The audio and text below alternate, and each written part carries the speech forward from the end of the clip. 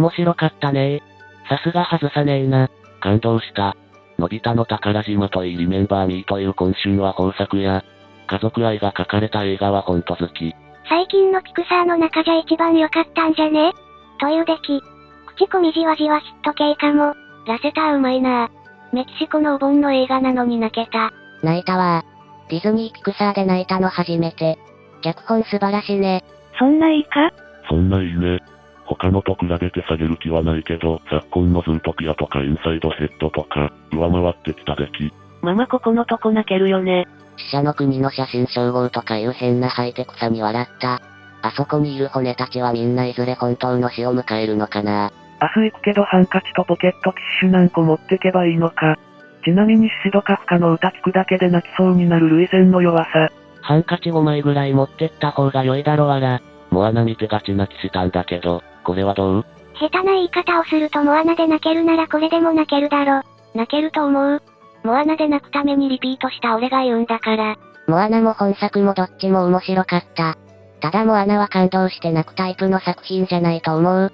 単純に面白かった。モアナは水表現すごくて泣いたけどこっちの水もなかなかすごかった。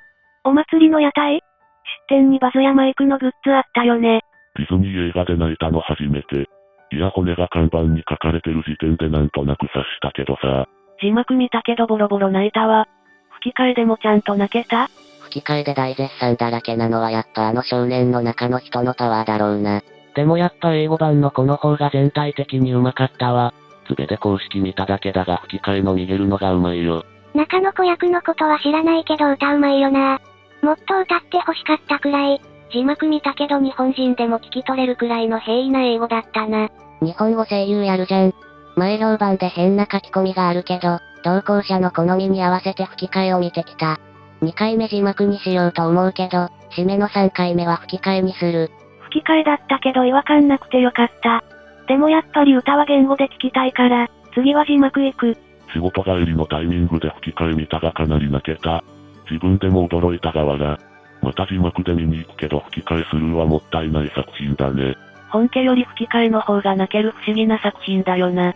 吹き替えと字幕それぞれにいいところがあってそこが違うから両方見るのが無難。シシドカフカベタわら。ミゲルの子がうまいからほんと目立つわ。シシドカフカはなんとかならんかったの。なんのご利用し。ミゲル家の不和とかヘクターの無念が晴れたとかを背景にするとアップテンポのリメンバーミーもいいんだけどミゲル君が歌うますぎるせいで、最後もミゲル君でいいじゃんになってしまった。カフカはメキシコ生まれだから、メキシコだからって良いわけじゃないっしょ。スッキリで生歌披露あるかな。ミゲルじゃなくてカフカが来るのかな。松たか子は30以上のパートに分けてそれぞれうまく歌えた書をアレンジして繋げたから、投資では歌えないって言ってたけど、これもそうじゃないかな。個人的には口パクで全然構わないんだけどわら。主演の子、テレビ以外では生歌披露してたけど劇場と同じ歌唱力だったよ。笑い。来週のテレ朝ミュージックステーション、2時間スペシャルに石橋ヒーローが生歌を披露するみたいだね。M ステ出るよ日本語版ミゲル。カフカとスカパラも。こっちはいらん。あと劇場版よりも生歌の方が素晴らしい歌唱力だと感じた。やっぱ生歌すごいよこの子役の人。うんぽこ音楽番組でやれば子供に受けると思う。あそこのデュエットも良かったね。ヘクターがギター持った瞬間こっちが真のヒーヒーおじいちゃんだ、と直感した。でもさすがにデラクルスがあんなクズとは予想してなかった。ヘクターの金馬も伏線だったとは。ミスリードを誘うためだから仕方ないんだけど、あの顔の破られた写真はヘクターにしてはがたい良すぎるわわら。写真が合わさった時の不釣り合いな肩幅のデカさで笑っちゃったわわら。メキシコの民族衣装だよ。まあ色々感想はあるが、放題をリメンバーミーにしたのはいいね。放題はセンス悪いこと多いけどこれに関してはここより良いと思う。カール G さんしかりピクサーは放題の方がセンスあることが多い。なんでダンテは死者の国に行けるんだっけ？精霊になってからも実体で戻ってきていたけど。死者の国は別に天国ではないから少女に覚えられてる限り誰でも行けるのでは。最後ペピータも黒猫の姿になって少女の国に来てたし、アレブリヘは死者の国と少女の国を自由に行き来できるんじゃないか。ダンテよりトラの方が人気出そうだな。死者の国の造形華やかでいいよな。ピクサーはああいう世界観作るのうめえわ。現実では不可能な建築とか灯籠のぼやけた明かりとかがいいよな。自分の予想と違った。とりあえずデラクルスクズワラ。イメルダとヘクターの関係は斜め上だった。アナ雪のハンス王子、ベイマックスのキャラハン教授、ズートピアのベルウェザー副市長の流れで、奴がヴィランズなのは予想通りだった。ジョン・ラセターってこういうの好きなんかね。シュガーラッシュのターボもだな。同じパターン続いたからモアナは良かった。モアナは逆だったな。敵かと思ったら実は。ピクサーヴィランズって歪んでしまった過去持ちが多いけど、今回のあいつにはそれがなかったな。敵が俺の知る限りディズニー史上最大の悪役だったんだがわら。あんな敵をディズニーで出していいんだなわら生々しすぎて驚いた。あの悪役と行く末、ディズニー最悪のクズじゃね。愛せる部分が一つもないの逆にびっくりした。かなりクズだったな。容赦ないクズキャラにまた金を落とすのが良かった。期待値かなり高めだったけど期待以上だった。ディズニーって子供向けの割に結構エグい悪役出てくるな。ディズニーにしちゃ珍しく現実世界だからおとぎのノリで悪役作るととんでもねえのが生まれるんだなって思ったわら。おとぎの世界も実質これくらいやってるしね。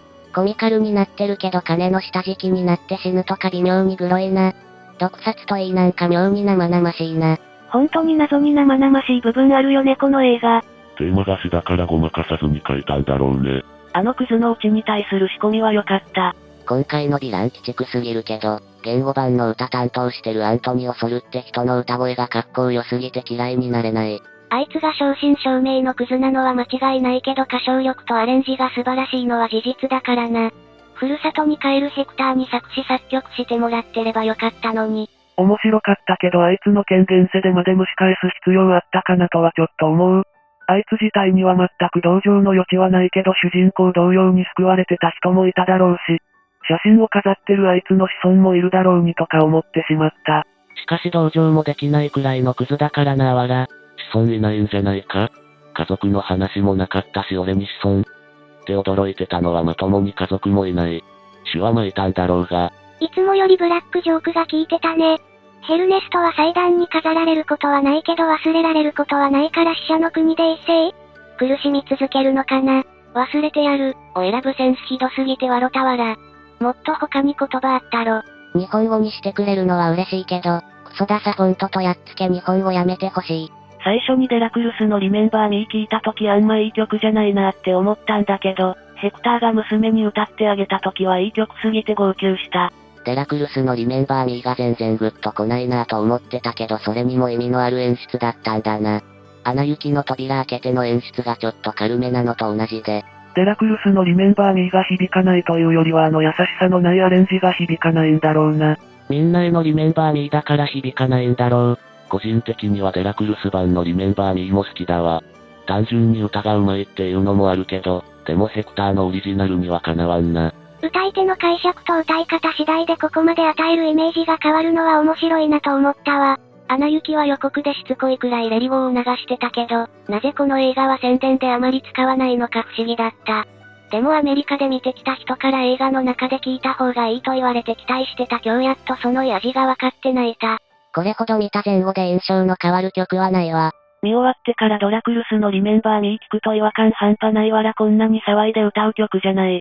デラクルス版の、遊び人が女を置いて旅立つ歌、みたいな印象を最初に植え付けて、ここ個人に歌ったものだってのが分かった後に、その歌でヘクターのことを思い出すって構図が素晴らしいわ。シェイプオブウォーターといいメキシコの音楽と地に触れる謎の念。アメリカの政治的問題も大きいんだろうけどね。個人的にはイメルダとの歌唱シーンからテンション上がった。最後の20分くらいか？一気に物語が進む感じが曲と相まってよかった。うめえなと思ってたけどギター弾いて近づいていくとこで鳥肌立った。何あれ？歌で父親を思い出したばあちゃんの姿にちょっと泣いてしまった。ミゲルの歌がすごい素晴らしかったから、エンドロールの歌もミゲルに歌わせればよかったのにと思った。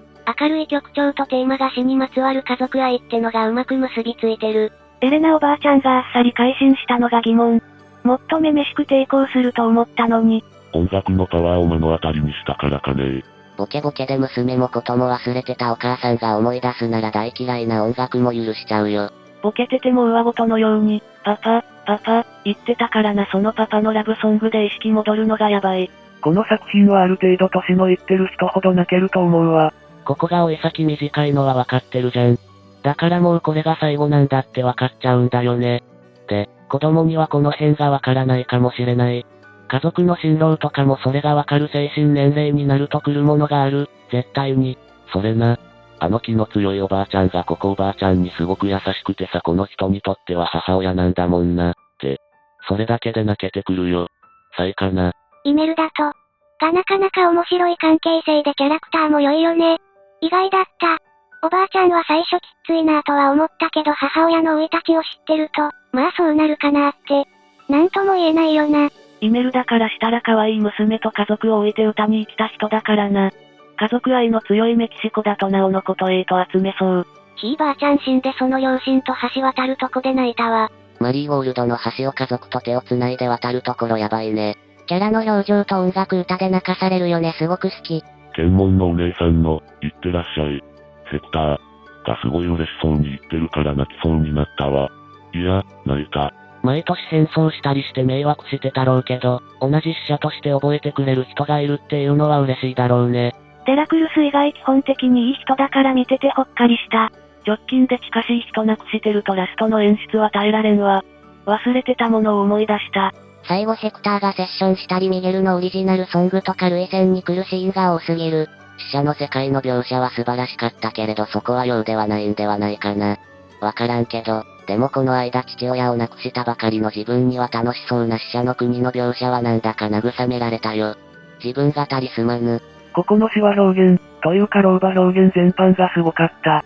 もう本当に実写と区別つかなくなるな。ひいばあちゃんの造形見ただけで泣けたんだが、俺変かな？いや、あれは感動する。泣くに決まってるじゃんか。ここばあちゃんの笑顔がすっごい素晴らしい。心にじんとくるものがある。自分がミュージシャンになる夢を持ちつつ子供の頃からギターを弾いていたので、ミゲルが白黒 TV 見ながら見よう見まねでギターを弾いてるシーンからして泣けた。なんかもう途中からずっと泣いてたがなんで泣いてるかわかんなかった。多分自分の曽祖母とかを思い出してるんだなこれは。最後にヘクターがここと再会して家族で橋を渡るとこ好きだ。試写でも見たんだけど、その時はここがパパーって抱きつく場面で会場が湧いたんだよね。終わったら拍手喝采で周りの人みんな泣いてた。第二の死って表現があったけど死者の国は第二のせいだよな。ヘクターの和解や娘との再会はジーンときた。死者の国でようやく家族一緒になれたのは良かったけど妻も娘もおばあちゃんで自分だけ若い姿のままなんて、ヘクター内心複雑ではないかな。あの世界にそんな描写本当になかったよな。美人とかいう言葉もなかったような。まあ骨だもんな。イメルダもヘクターもほっそり系なのにここおばあちゃんは系統が違うな。とは思った。おそらく死んだ時の骨格で決まる。ママイメルダは初老で死んだ感じがする。ママここの夫はまだ生きてるんだっけか？ピクサー？それならちょっと見て3日程度で映画館行ったらめちゃくちゃ良かった。これは嬉しい不意打ちすぎた。パンフ買った。写真がある。生前の記憶を持つ人物がいる。写真を祭壇に飾るのに点が必要と思ったけど、生前の記憶を持つ人がいなくなっても、ヘクターは死者の日に帰ってこれるのか？死者は自分が生きていた頃に関わりがあった少女に忘れられると2度目の死を迎えるであってる？ママここが死んだらヘクターも消えるのでは？写真があるので大丈夫かと。ママここが死ぬ前にヘクターのことを皆に伝えてたからヘクターは生き延びたってことでしょ。記憶って伝聞でもいいってこと？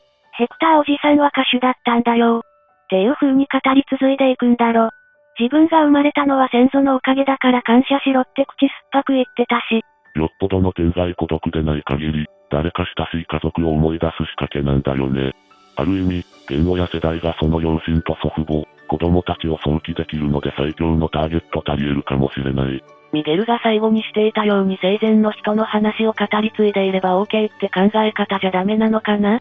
デラクルス死んだの1942年とか、だった気がするからもしその説が本当だったらデラクルスも消えてるのでは？そうだね。そうじゃないとデラクールにあんなにお供え物が届くっていうことに矛盾する。ミゲルがヘクターの友達が死ぬとき、僕が覚えてるから大丈夫と言ったら、それはダメだ思い出じゃなきゃとかなんとか言ってたから生前に直接会った記憶がないとダメなのかと思ったけど、確かにそれだとここの人ともにヘクター死んじゃうね。その人となりを知れる伝聞とかじゃないとダメなんだろうね。記憶があれば消えなくて写真を備えてくれたら橋を渡れるんだろう。じゃあ有名人は消えるのにだいぶかかるってことか。にしても写真が飾られなければ絶対に現世に行けないのは酷だな。なんでや、ちょくちょく子供や若者の死者出てくると悲しくなるね。小さい子供とお母さんとか。そういう人たちが忘れられてないのはせめてもの救いだね。日本とメキシコの死者に対する考え方が似てるんだなと。自分が小さい時に、もし見せられたら死者の日日本のお盆的な大切さをわかりやすく理解できると思う。家族皆で思っていれば、いつか必ず会えるんだよって書とか道徳的でよかったです。祖先崇拝という人類普遍の価値観がいいんだよね。キリスト教みたいな特定の宗教観が排除されてる。民は覚えている人がいなくなった時が本当の知ってのを映像化したんだよね。まあメキシコの伝統的な死生観なんだろうね。案外日本と近いもんなんだな。海近くにあるから外に出て行って帰ってくるようなイメージあるのかね。ああ確かに、神がいないね。誰にも裁かれないからみんな平等に死の国に来る。でも生前の自分の生き方が死後の自分の寿命を決めるんだな。ちょうどお彼岸だから良い時期の公開だ。日曜日から来週の土曜日までだぞ今年は。公開が本国とずれた時はがっかりしたけど、中身を見るとナイスな采配だと思ったわ。上半期の暫定ベスト。素晴らしかった。エンドロールの終わりは反則だろあんなの。あの写真はピクサー関係者だったのかな。ディズニーピクサーの関係者らしい。ディズニーピクサーを育てた先人への感謝や呼びかけでもあるんだよね。この作品は、ストーリーが完璧だよ。